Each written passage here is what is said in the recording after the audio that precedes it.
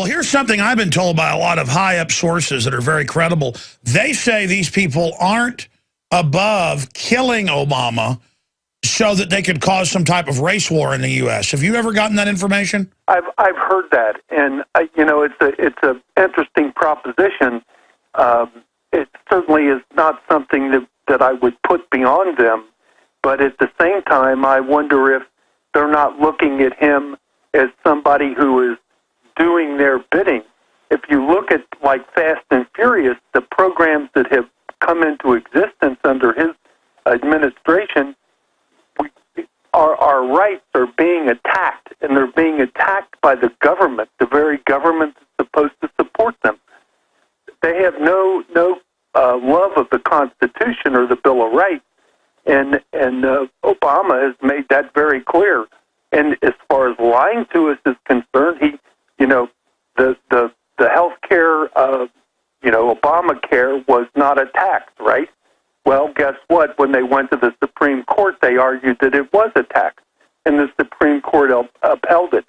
And now they're going to give illegal aliens the free health care I saw, and they were bragging in the news the other day that, see, this is the promised wealth transfer. Sure. But all it's going to do is bankrupt the country, which is what they want. They want to bankrupt the country. I can't remember it, Cliven Peven or Klein Peven, which is to put as much stress on the government as you possibly can and force its collapse.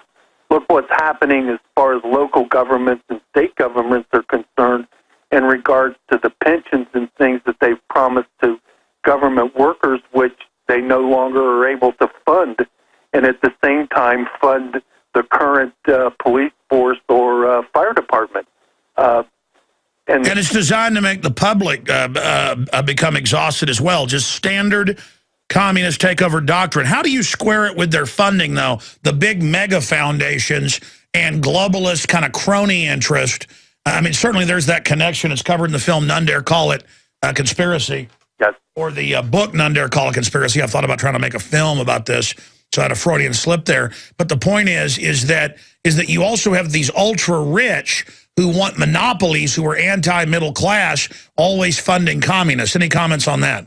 Well, Soros is a good example, and, you know, he's made billions off of this very thing, and you have to wonder how does he square this up with, versus capitalism versus socialism.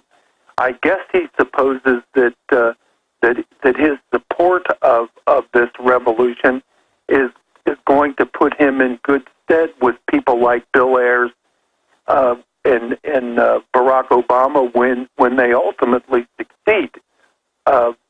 There's no other way to explain it. I've said for years that it amazes me that millionaires support this, because at the end of the revolution, when the Weathermen or groups like them take over, these are some of the first people that are going to be put against the wall and shot.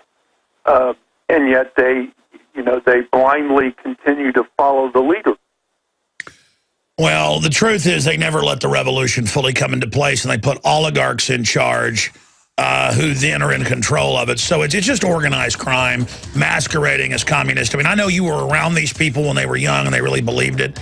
But, I mean, so much of it is they just have an appetite to kill people and have power, and they hate the middle class, and they hate freedom. I want to come back and get your take on that. I mean, crystallize for us, who are these people? Because if they love Obama and help put him through school and he's their darling, who is Obama? What makes this filth tick? Larry Grathwold, who helped infiltrate the Weathermen and also helped basically testify against them, that's a whole other story, is our guest.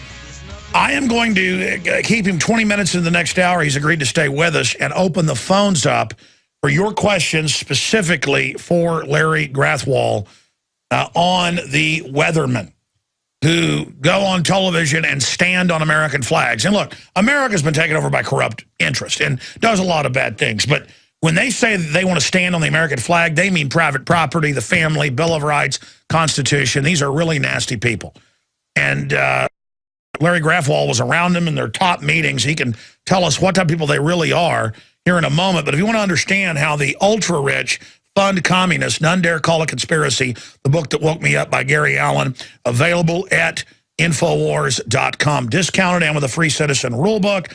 And Dreams from My Real Father by director Joel Gilbert. Getting into Frank Marshall Davis and the real Providence where Obama really came from. All at InfoWarsShop.com or 888-253-3139. And our guest website is Larry101st.blogspot.com. We have a link up in the guest area to his site at Infowars.com. But you have monopoly mafia rich people who want to work with communism because they can get the underclass going along with the consolidation of wealth, but you never get the chicken in every pot. That's my take on it. Larry, what makes these people tick? I mean, were they true believers when you were around them? Oh, absolutely. And, I mean, at least as far as what they paid lip service to, I often question their individual motives, and from a psychological perspective. And by the way, I have a degree in psychology, so I'm somewhat qualified to do that. I didn't at the time, but the fact is that a lot of them are motivated for different reasons. I think Bill Ayers, as an example, is one of those people who lusts after power. He loved being in charge. He loved to be able to come into a room and have people become silent, waiting to listen to him and wait for his instructions, and to be able to order people to commit certain things, such as the bombings in Detroit. So, each one of them, I'm sure, had, their own individual motivations. But I think Ayers, more than others, was certainly motivated by a lust or a desire for power. And I think you see that in all of his life. He became a doctor of education. He was a professor at the University of Illinois. His father was the president and CEO of Con Edison in the state of Illinois, so he's been, come from a very wealthy family. And as a matter of fact, it's a mailman who used to deliver mail to Thomas Ayers, that's Bill's father, claimed that he met Barack Obama while he was a student, and that he recognized him, and later in years, and that yeah, he said, "I'm going to be the president." Yeah, he told him he was going to be the president, and isn't that interesting that connection exists to the Ayers family? And Bill Ayers and I'll tell you what, stay there. Back in 1 minute, and we're going to go to calls. Stay there. After he got back from Vietnam, approached by communists who were trying to recruit disgruntled military personnel. Hey, let's kill cops, let's blow stuff up. Infiltrated them, helped put them in prison. He joins us now. We got loaded phones wanting to talk to Larry, who's on the line with us. His website is Larry101stblogspot.com. I'm Alex Jones. My website's Infowars.com. The next segment, we're going to tell you about a conference he's got coming up in D.C. Larry Grathwohl, again, is our guest. Larry, you were finishing a point before we go to calls about the Ayers family and Obama. Well, I wanted to make the comment that Bill Ayers and Barack Obama were attending the University of Columbia at the same time, which, combined with the fact that this mailman knows of a connection between Barack and the Ayers family while he was an undergrad, tells me that, Bill and Barack have known each other for a lot longer than what either one has been willing to admit. And as a matter of fact, Bill Ayers has acknowledged the fact that he wrote Dreams of My Father as a ghostwriter. So, I mean, these guys are basically family. Oh, yes. Because they're very proud of the son of Frank Marshall Davis. What do you think of that theory?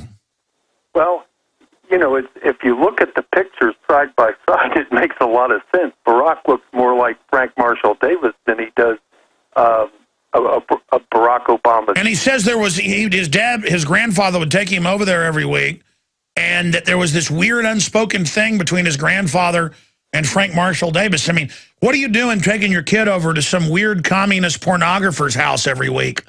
Well, keep in mind, too, that grandfather had worked for the CIA. And when his daughter became pregnant, it makes sense that he wouldn't have wanted a connection, a family connection to Frank Marshall Davis, who was a known and avowed communist. So, you know, making this arrangement for Barack Obama Sr. to be named as the father, it suddenly makes sense. And also the fact that it's alleged that on the birth certificate it says father unknown, which would also make sense, wouldn't it? You know, I highly recommend that video, and as a matter of fact, Joel has given me some of those, and I've been sending them out to people that aren't aware of it. I think it's... yeah, no, it's not hype that people should get the video, Dreams of My Real Father, that we have discounted at InfoWarsShop.com, because, I mean, when I first was told 2-3 months ago by Jerome Corsi, it's not even officially out yet, folks, but they gave it to us first. Very nice to do that, so we're selling it now. It's not even out to the 24th. When I first heard this from Corsi, because Corsi's like, oh, my gosh, the whole thing, the reason they put out that he was born there, the reason his wife said he was born there, the reason that for 16 and a half years they said in his PR releases he was from Kenya, and then we couldn't, you know, and then we're like, hey, you said you were born in Kenya. That was all the cover stories. He's really Frank Marshall Davis's son. I'm like, yeah, let me see the film. But I saw the film, and it is chillingly convincing, in my view. That's my opinion, too. Especially when you see the photographs side by side. I mean, it's pretty obvious that you know, that there's more likelihood of a relationship between Frank Marshall Davis and Obama than there is Barack Obama. Well, there's the voice, there's the same freckles. I mean, you could tell when somebody's daddy. Yeah, absolutely. And then there's the fact that he talks about him for thousands of words in his book. Yes. And then there's the mother posing for the photos, and it's the same couch. Very convincing. I tell you, folks, the film's available right now, InfoWarsShop.com. You also support us and the filmmaker when you get it. Get a free Citizen Rulebook with it. We're going to come right back, go to phone calls, and a final segment with our guest. Larry Grafwald, if you just joined us, he infiltrated the Weathermen, helped send him to prison. They now basically run the White House for all intents and purposes.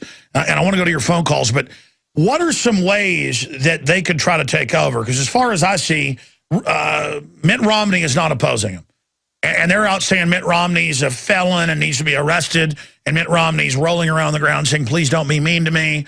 He won't even go after him on Fast and Furious. He wants, you know, Condi Rice, Miss Abortion in there. I mean, I don't see any opposition to Obama, and right now it looks like I guess they may just put Obama back in. What should we, because I had Joseph Farah on last week at WorldNet Daily. He's back on next week, and it made some national news when he said, if Obama gets back in, we're going to be hunted down like dogs. And Farah wouldn't just say that if he didn't think that. He's getting audited and had a drone over his rural house. I get threats and stuff. I don't want to give attention to it because I don't care. It lets me know I'm doing the right thing. But, Larry, you've been around these people. Could they stage a false flag event and blame it on domestic groups like Oklahoma City, on patriot groups? We know they did the last one, OKC, from all the witnesses I've talked to. What type of tricks do you think they could do or get us into a war? I mean, is Obama more dangerous before the election or after the election? Will they go quietly? Will they? Because, I mean, this is a bold group that's willing to blow up police stations, and they're in control now. So what can we expect them to try to do? Well, I think, you know, you also have to consider the fact that Barack Obama has compared himself to the greatest presidents in our history, including Abraham Lincoln. So this guy's image of himself and his ego is quite large. And I suspect that if by chance Mitt Romney does manage to win the election, that there's a real possibility that our president will come up with some kind of emergency that requires the declaration of martial law and the negation of the election results. And I realize that may sound absurd to some people, but you've got to measure his associations and his ego with what the possibilities are. And I don't think that they're willing to give up the power that they have willingly. Wow. I also believe that you could be right. At any kind of events that justify martial law again will allow these camps that have been built in these prisons to come into use. I mean, I saw a program on TV not long ago that was showing a prison that had been built, I believe it was in Nebraska, that was totally empty. This was a prison built by the federal government, state-of-the-art, and nothing's there. The community's kind of disappointed because they expected a boost to the economy. Oh, yeah, we've got one up here in Taylor with nobody in it. And see, that's what's incredible about this is everything they planned back in college with their PhDs, they're now in control.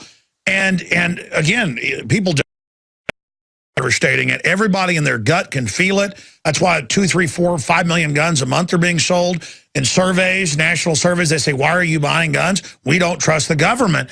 And I want to warn the communists and their banker financiers. You're not going to get away with this. I mean, I want to give people a news flash. I mean, Larry's a combat veteran, a psychologist now. He's analyzing the megalomania of these people. And we were talking during the break, about, my gosh, we may be lined up against the same wall, but obviously we're not just going to sit here and be lined up against a wall. Absolutely. They may get me, but it's going to be an all-day job, so they better bring a lunch. And I hope that other people feel the same way. And it's time for the so-called silent majority to wake up and start to take our country back. This move towards world government and allowing our country to come under the control of the UN is very real. This Law of the Seas treaty that basically is going to take away our right to govern our own international waters or our coastal waters is just absurd. Did you see the CNBC where they came out and said we're slaves to world government now and all this? Yeah, and they believe that. And they're look at this, that they're going to have this UN meeting about weapons. They call it Small Arms Treaty. And they put Iran in it. And they admit that they're going to register all the guns under the treaty under UN orders. It's insane. Well, that's the way to get around our Constitution, by saying now we're obliged to do this because of the treaty with the UN. But Larry, doesn't this feel like a dream that we've got a guy who grew up and hangs out with the weathermen? We've got socialist health care. No, it's not a dream, Alex. It's a nightmare. Exactly. I mean, I'm just saying it doesn't feel real. And we're just waiting for the other shoe to drop here. I mean, if you would have asked me this question 20 years ago, I would have laughed. And yet, here he is. Barack Obama is not only friends with Bernardine Dohrn and Bill Ayers, who are admitted domestic terrorists, but Jeff Jones is part of, oh, Lord, I can't remember which group it is, but he's been an advisor on the economic stimulus and the Obamacare. Well, sure. Now they're putting al-Qaeda in charge as well in Libya and Syria. And I'm no fan of Assad or Gaddafi, but these groups are 5 times worse. Yes. The Muslim Brotherhood is now in charge of Egypt, and we're supposed to think that that's a better thing. And make no mistake, if they can destroy Israel, they will. That just goes without saying. If you give Iran the bomb, Israel is gone. Forget any threat on the United States, which if they get a missile that'll reach our shores, they'll use it on us too. Well, it's just crazy that I'm told give up all my rights because of al-Qaeda, and then there they are putting them in charge in countries. I'm going to have to keep you to the bottom of the hour. I want to plug your conference that's coming up, but we've got to go to calls right now. Tell folks about the conference you've got coming up. Well, it's next Thursday. That's July the 19th at the National Press Club in Washington, D.C. It's sponsored by, Cliff Kincaid and America's Survival, and it's essentially titled "The Vetting of Obama: Radical Islam and the Soros Connection." And what we're going to do is hopefully vet Obama, which, of course, the mainstream media has not even attempted to do. Joel Gilbert's going to be there, the person who produced the video that we were talking about, Dreams of My Real Father. Yeah, everybody needs to go to that and say hi to Cliff Kincaid. I want to get him back on the show, but I go on Japanese, British TV, national U.S. TV, CNBC. I mean, I've been on literally almost everything, and I've been on Russia Today because I can do it on Skype. And he put an article out saying, "I think Jones is a dupe of the Kremlin now because he's criticizing all these new wars just because I don't want our country to go bankrupt." But I mean, Kincaid's a good guy. He cares about the country. But just tell him I said hi because he's so funny. Joel Gilbert, great guy. We're carrying his film. Let's go to some calls quickly here. We'll go to Elaine. Then we'll go to Matt and others. Julio there in Illinois as well. Elaine, you're on the air with our guest. Go ahead. I'm honored, truly honored to be with two of my greatest heroes. Thank you. This is wonderful. Now I'll ask my question. With all this credible legal evidence against Bill Ayers, Bernadine, et cetera, why aren't they all in the FEMA camps right now? Is it our legal system that infiltrated or intimidated? I'll hang up and get my answer. Yeah, that's a good question, Larry. When the police get these new manuals saying the founders are bad and returning vets are terrorists and gun owners are evil, I mean, I've talked to police. I think that's finally waking them up. Yes, I do too. Especially the people who believe in the Constitution and the Declaration of Independence. The reason that the weathermen were not prosecuted was on a legal technicality. The evidence was thrown out because, according to the courts, it was obtained illegally. And as a matter of fact, two FBI agents, Miller and, Lord, I forget his name, Deep Throat. What was his name? Come on. It doesn't matter. It's on record. Yeah. Well, anyway, they were prosecuted and convicted. I testified at their trial for the defense. Mark Felt and Ed Miller, two FBI agent supervisors. So, you talk about an irony. The weathermen walked free, and the agents that were protecting our country were prosecuted and convicted. Ronald Reagan pardoned them. But exactly, again, you can kill police and you don't get in trouble. Again, these communists are backed by powerful people, is my point. Oh, yes, absolutely. And they right now, because we haven't really fought against them, they're succeeding. I think the vast majority of Americans are patriots. And if they wake up to what's happening, I think it'll be. Yeah, I think Fast and Furious has almost done that. We're going to break in 40 seconds, but Matt in California, what's your question? We'll come back and answer it. Matt, go ahead. Hey, Alex, Larry. Yeah, wasn't Andrew Breitbart going to be putting out wasn't he going to put on video with Obama and Bill Ayers together? Isn't that why he was suicided? Yeah, no, he said he met with Ayers, which was crazy, rest in peace, and that he was going to break this big news. He knows it never really came out. Now that was clearly, well, we're going to get Mr. Grafwall's take on that on the other side. One more little segment, a few more calls straight ahead. I'm Alex Jones of Infowars.com. But just briefly, Breitbart, when they said within less than 2 hours, natural causes, go back to sleep, he was supposed to release this stuff of Obama at communist meetings the next morning.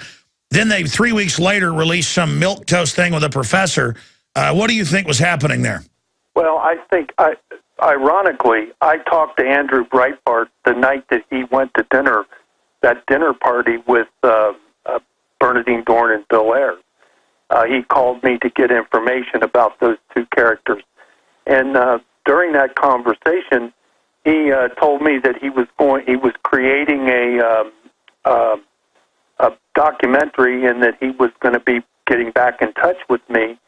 I've talked to some people who are associates of Breitbart's, and they assure me that his death was not a murder. He did die of natural causes. But I, too, am suspicious because after he makes the statement that he's going to release all of this information, he died. About a week later or 2 weeks later? By the way, we just showed a photo. It's Tucker Carlson and the reporter that confronted me at Bilderberg with them at the party. Very interesting, Tucker Carlson. Let's go to a caller here real quick. Eric in Mississippi, thanks for holding. You're on the air with our guest. Go ahead. Hello. My question is to Mr. Larry would be, being here in Mississippi, I was looking months ago at all the new militia movement, over the last few years. And I was wondering, what are your thoughts on how infiltrated are all these things? And second, after the UN gun ban and all, if they go for a rollout in the rural areas, what do you think they'll opt for? Just bankrupt and starve out, or? Yeah, no, I think it's a bankrupt, starve out. That's always the communist model, and that's what they're setting up for. Larry comments on that. I agree, and it's there's possibilities that individuals and groups will be signaled out, and there'll be some kind of violent confrontation. But for the most part, I think it'll be isolation, and bankrupt them, discredit them, and use IRS audits and things like that. Or stage events and blame it on us. Let's go to Julio in Illinois. You're on the air with our guest, Larry Grathwohl. Go ahead. I think Chicago is primed for a false flag attack. I remember the story came out in September, but with Fast and Furious, there's a little sting out in Indiana where the ATF allowed a gun shop in Indiana to let guns be purchased by gang members, and it was then shifted into Chicago and given to the Chicago gangs. And then the reason I bring this up that's right. The Fast and Furious is arming gangs all over the country. Yes. And the reason I bring this up is because the sugar daddy, Rahm Emanuel, we all know, the former chief of staff of Obama, they're going to set up, obviously, this militarized police state zone in the city. So I wanted to ask your guest his thoughts on maybe Chicago being it, because I think from a psychological and sociological perspective, if they have a false flag in Chicago, it's quote-unquote Barry Soetoro, Obama's hometown, happening under so they can Rahm Emanuel. So they can grandstand as saviors there. A good question. What do you think of Emanuel and the Chicago Mafia? Oh, well, I mean, we all know about Chicago politics, and it's been that way, pardon me, for decades. And as far as Chicago being the epicenter, I think it'll depend upon what events transpire in other locations in the country. They're going to use events to their benefit. Who was it? Rahm Emanuel. Don't let a good crisis go to waste. That's right. That's right. I want to ask you a question, or to repeat what you said as a psychologist, as a combat veteran, with a lot of life skills, street skills as well. In the minute we have left, Larry, we were talking during the break, and so-called liberals, because so-called conservatives have their problems too. But when you watch MSNBC or you read their books, all they do is talk about how smart they are and how dumb everyone else is. Yes. And I mean, are they not on average typecasting them egomaniac power trippers? They're not even really liberals. Yeah, I couldn't agree more. And I think the absolute epitome of that was Chris Matthews after the election making that comment about when Barack Obama speaks, he gets a tingle up his leg. And I wonder if he realized how stupid that sounded. But, of course, in his arrogance, he thinks that he's, one of the smartest people in the country. It's like a mutual admiration society. Yes, mutual admiration society. I agree. Larry, let me say bye to you during the break. We're going to come back with Shooter Jennings' song that he gave to us to use in our Police State 4 film, The Summer of Rage. That's, of course, Waylon Jennings' son. And then we're going to go to more of your calls and a bunch of news straight ahead. Larry, let me say bye to you during the break here. It's about truth. It's about each issue, what's right and wrong. And it's more sophisticated than that. Our police and military are under the control of different bureaucracies, different systems that are special interest and want to grow. But at the heart of all of this, there are people that want to end our society as you know it and bring in a communist collective, which are the most horrible systems the world has ever seen. And, you know, there's the famous case of the New York Times writer who was a communist. I forget his name. The story's famous. He's over in the Ukraine, and the communists have just killed 10 million people, and he's surveying how wonderful it is. And he says to the other American communists, well, they've killed 10 million people in just a year. They're killing millions more. And he goes, well, you got to break a few eggs to make an omelet. And he said, yeah, but where's the omelet? Well, let me add to the quote. It's not about omelets or eggs. It's about breaking eggs. These people love running other people's lives. And I was saying bye to Larry Grathwohl, and I said, what's up next for you? And he said, well, I'm following Bill Ayers. See, I couldn't go to dinner with Bill Ayers. I mean, I physically couldn't be around him. There would be a confrontation. I mean, it's just such a cowardly little piece of trash, sending people out to like just, I mean, you know what? If a cop killed somebody in your family and did it wrong, got away with it, and then you got justice one way or another, that's one thing. But to just blow up some police sergeant for no reason because you're going to start the revolution, it's just sick.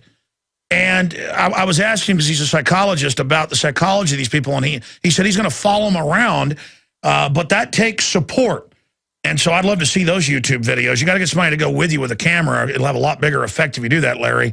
But people can go to your website and donate so that you can follow Bill Ayers around as he goes and speaks at universities and places and is hailed as a really sexy, cool hero. So tell us briefly about that. Well, in fact, I have had a couple of occasions to be in the same room with Bill at various universities, and I've stood in line for my opportunity to ask him questions, and he always manages to end the question and answer session and duck out the back door. So he knows who I am, although he claims he doesn't know me. But anyway, I would ask people to donate if they can.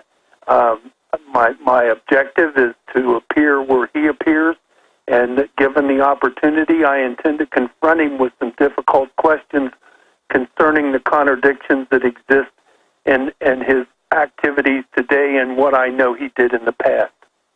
Well, we got a lot of We Are Changers out there who are for real change, who go confront these globalists. Maybe they can email you and hook up with you and help you, because that's what we do. That's what I've pioneered, is going and asking real questions of these people at point-blank range, like Janet Reno and countless others for what they did at Waco, where they were trying to kick off a government attack, picking a group they thought would be unpopular. Briefly, what's your view on Waco? Waco, I think the government overreacted. I'm not sure that I agree with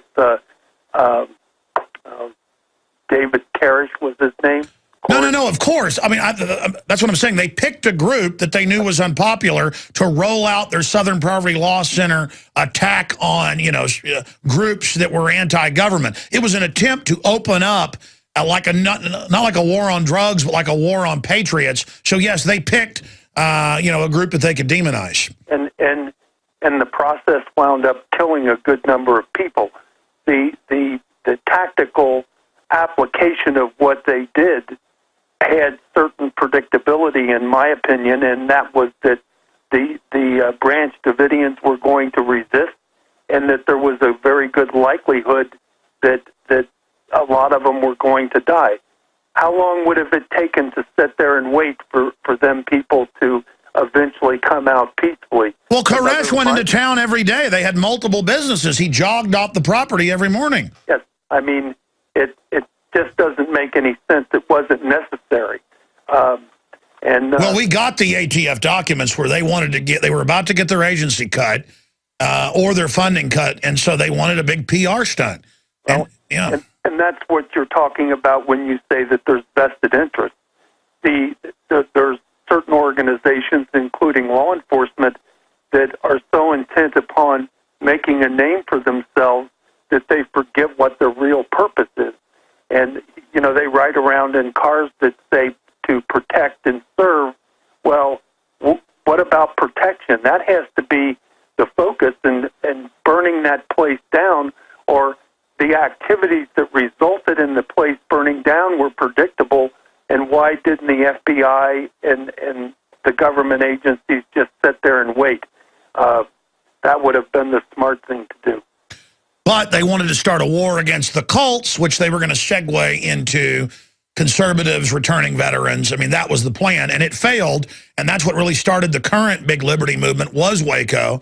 Oklahoma City was the White House answer to that. Now that's out in the open that was a staged event. Larry, thank you so much for the time. Look forward to having you back. Thank you for having me, and I'm willing to come back anytime. You have a good day, and thanks again. Thank you. Say hi to Kincaid for me. I will. All right, there he goes, ladies and gentlemen. I meant to go an hour with that gentleman, but that was a riveting interview. What a real guy right there. And saved a lot of lives helping bring down those scum, even if Bill Clinton let him out of prison. But it's just amazing that I've had cops literally more than 50 times and FBI and informants. I'll be signing DVDs at a film showing, and they walk over and go, hey, you want to blow up some buildings? And you look at them, and it's like an informant or a cop. You just go, man, come on, you idiot. And, you know, the next step of that is framing us. And that's what's so frustrating. I'm the last person that wants a shooting war with the government. But if the government is communist, globalist run and tries to take this country over, there's no alternative but to resist it. And that's why I want to warn the police and military now. They plan on destroying you in this civil war and us in the process because they see us as the same people. They hate you because they know deep down you love freedom in America. None of us are perfect, but they know you're not a globalist, control freak criminal like them, and you're their enemy. That's why they want us to kill each other. Think like they do. Think more sophisticated. Understand what's happening here. Do you understand how close we are to not being on the radio, martial law, and going to the next phase? And I'll say right here on air, I don't plan to be like Travis at the Alamo, you know, out there in some assault. But, you know, Travis was where he was at, and they came to him. You know, this stuff all collapses, folks. I'm not going to be out there like Rambo trying to lead people around in some type of, you know, fight. I'm fighting in the info war right now. And I'm just praying that we can turn this thing around. But if the military and police, with the PR and peer pressure, go with the roundup plans and try to go out and arrest people and try to take us to FEMA camps for re-education and for a lot of us to get raped, tortured, and killed, you're going to be resisted. So you get what you deserve. Remember that. Think about what I'm saying here. If you join these people through willful ignorance or peer pressure, or saying, oh, well, you know, it couldn't be true. And, oh, yeah, the right-wingers or libertarians are really blowing stuff up, so we got to arrest them. When it's the criminals that took over the government that are doing it. If you go along with them at that point, you have absolutely sold yourself, your family, your country down the tubes. And, by the way, you're probably going to get killed, too. Because once you start attacking veterans and conservatives and libertarians who are professional, controlled, focused people, once you draw first blood and start something, it's going to be open season, and I would not want to be you. And that's why police say, oh, we're not going to confiscate guns. No, sir. A, because you know it's the Second Amendment. You know it's tyranny if they do it. But deep down, B, you know it's a death warrant. You might as well go jump off a cliff without a parachute if you try that.